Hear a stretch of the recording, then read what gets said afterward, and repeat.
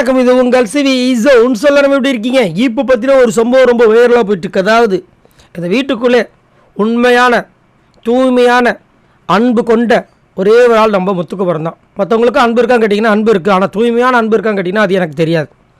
ஆனால் நம்ம முத்துக்குமரன் கிட்ட அது நிறையவே இருக்குது.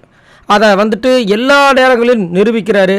அவர் நடிக்கிறாரோ நடக்கலையோ, ஏதோ ஒரு சம்பவங்கள் பண்ணுறாரோ இல்லையோ, ஆனால் ஃப்ரீ ஸ்டாக்ஸ்க்கு வரும்போது ஒரு குடும்பத்தையும் இனிப்போடு வரவேற்றார். பார்த்தீங்களா, அங்கே நிற்கிறாப்புல.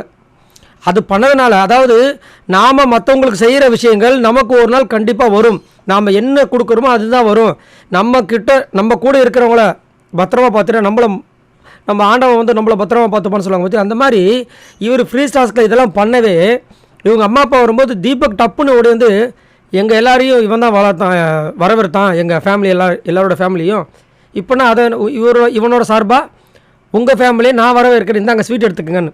எப்படி பார்த்தீங்களா? இவர் சொல்லவே இல்லை, அது தானாக நடக்கும். அந்த மாதிரி இன்றைக்கி இவங்களை வந்து அழகுபடுத்துறதுக்காக இந்த பிக் பாஸ் வீட்டுக்குள்ளே வந்து ஒரு 5 குரூம், அந்த முடியை வெட்டுறவங்க, அலங்காரம் பண்ணுறவங்க, இவங்கெல்லாம் வந்தாங்க.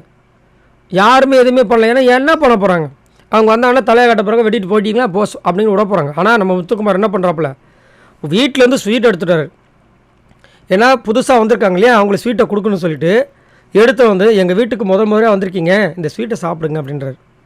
இந்த ஸ்வீட் அவருக்கு கிடையாது தான், ஆனாலும் அவருக்கு இருக்கிற பொருளை எடுத்து ஷேர் பண்ணுறாரு. பார்த்தீங்களா, இதை விட இன்னும் நல்ல வேணும். இல்லை கேட்கும்போது புல்லாக இருக்குது. யார் பண்ணியிருக்கா இந்த பிக் பாஸ் வீட்டுக்குள்ளே?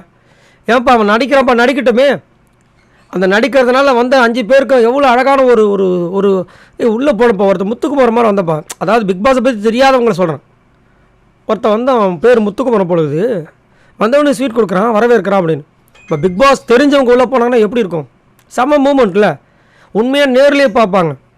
ஏன்னா ஒரு சில பேர் வந்து வெறும் நடிப்பு தான் காமிப்பாங்க. நம்ம பால் ஃப்ரம் டே ஒன்லேருந்து அவனோட உண்மையான விஷயத்தை காமிக்கிறான். இதுதான் எல்லா விதத்துலேயும் பார்த்தீங்கன்னா 100க்கு 100 மார்க்கை வாங்கிட்டு போயிடறான். அதனால தான் அவன் நினச்ச விஷயங்கள் நடக்குது. சரி, நீங்கள் உங்களோட கருத்து சொல்லுங்கள். இந்த மாதிரி ஒரு உள்ளம் நீங்கள் இது வரைக்கும் யாரையாவது பார்த்துருக்கீங்களா? மறக்காம கமெண்ட்ஸ் பண்ணுங்கள் பாய் நண்பர்களே.